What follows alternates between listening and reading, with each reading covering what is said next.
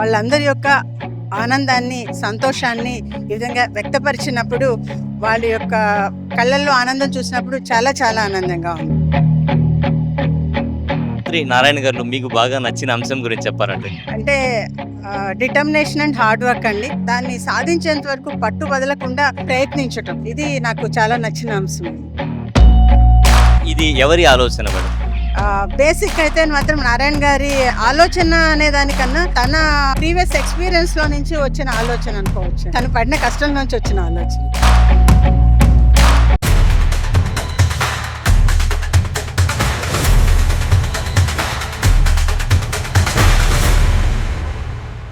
Welcome to sauce TV. నేను మీ అభిషన్. మనమైతే వీఆర్సీలో ఉన్నాం. వీఆర్సీలో ఆత్మీయ సమావేశం అంటే పేరెంట్స్ కమిటీ మీటింగ్ అయితే జరుగుతుంది. ఇక్కడ మనతో పాటు మంత్రి నారాయణ గారి సతీమణి రమాదేవి ఉన్నారు. వారితో మాట్లాడదాం. మేడం, ఈ కార్యక్రమానికి వచ్చారు, ఎలా అనిపిస్తుంది? పేరెంట్స్తో ఇంటరాక్షన్ అయిన తర్వాత చాలా ఆనందంగా ఉందండి.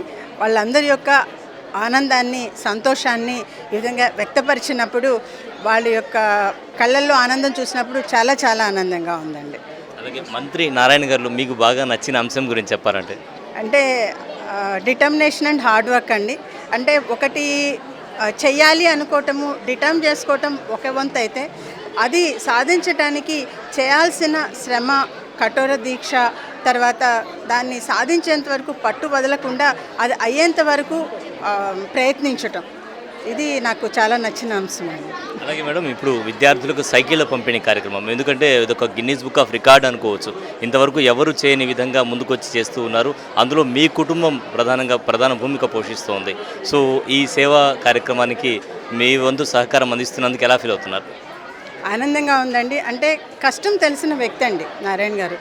తను చిన్నప్పుడు చదువుకున్నప్పుడు ఏమేమి ఇబ్బందులు ఫీల్ అయ్యారు అంటే, ఒక స్కూల్ ఎస్టాబ్లిష్మెంట్ ఒక్కటే కాదు, దానికి ప్రతి చిన్న అంశాన్ని, అంటే స్కూల్కి రావటానికి ఏమేమి ఇబ్బందులు పడతారు అనేది చిన్నప్పుడు తను ఫేస్ చేసిన విషయం కాబట్టి, అటువంటి ఇబ్బందులు విద్యార్థులు పడకూడదు అనే ఉద్దేశంతో ఈ సైకిళ్ళ పంపిణీ కార్యక్రమము చేపట్టడం జరిగిందానికి, దీనికి మా పిల్లల యొక్క పూర్తి సహాయ సహకారాలు ఉండటం వలన ఇది సాధ్యపడుతుంది. అంటే ఇది ఎవరి ఆలోచన మేడం?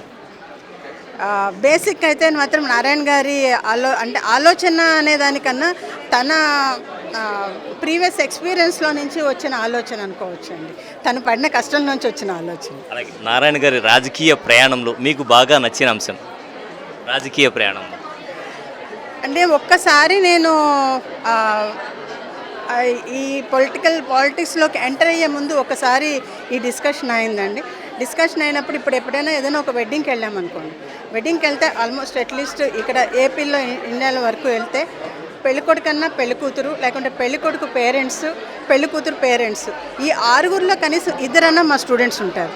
సో కాబట్టి ఇద్దరన్నా ఉండేవాళ్ళు, లేదు ఒక్కొక్క చోట నలుగురు కూడా ఉన్న సందర్భాలు ఉన్నాయి.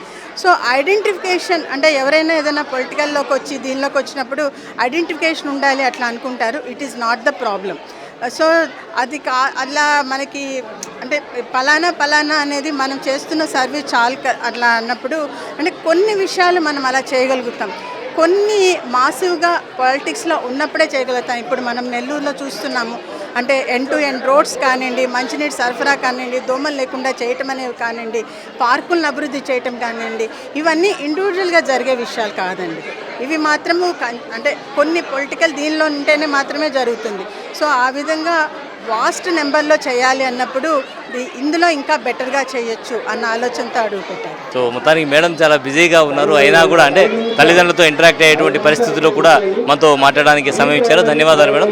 సో మొత్తానికి తన వంతు పాత్ర పోషించడానికి మాత్రం చాలా ఆనందంగా వ్యక్తం చేస్తూ ఉన్నారు. కెమెరామెన్ మహేష్తో హుసేన్, సాస్ టీవీ, నెల్లూరు. జీవితంలో సరైన జోడీ దొరికితే ప్రతిరోజు ఒక పండుగలా అనిపిస్తుంది. ఆ ఆనందాన్ని మీ జీవితంలోకి తీసుకురావడానికి ఉంది వాసూస్ మ్యారేజ్ బ్యూరో. మా అనుభవం, నమ్మకం, వ్యక్తిగత సేవలతో మీకు సరైన జీవిత భాగస్వామిని చేరువ చేస్తాం. ఇప్పుడే రిజిస్టర్ అవ్వండి. మీ సంతోషకరమైన భవిష్యత్తు వైపు మొదటి అడుగు వేయండి. వాసూస్ మ్యారేజ్ బ్యూరో, మీ సంతోషానికి ప్రారంభం. Vasu's marriage bureau, VRC centre, దండువారి వీధి, opposite town hall, Nellore, Andhra Pradesh.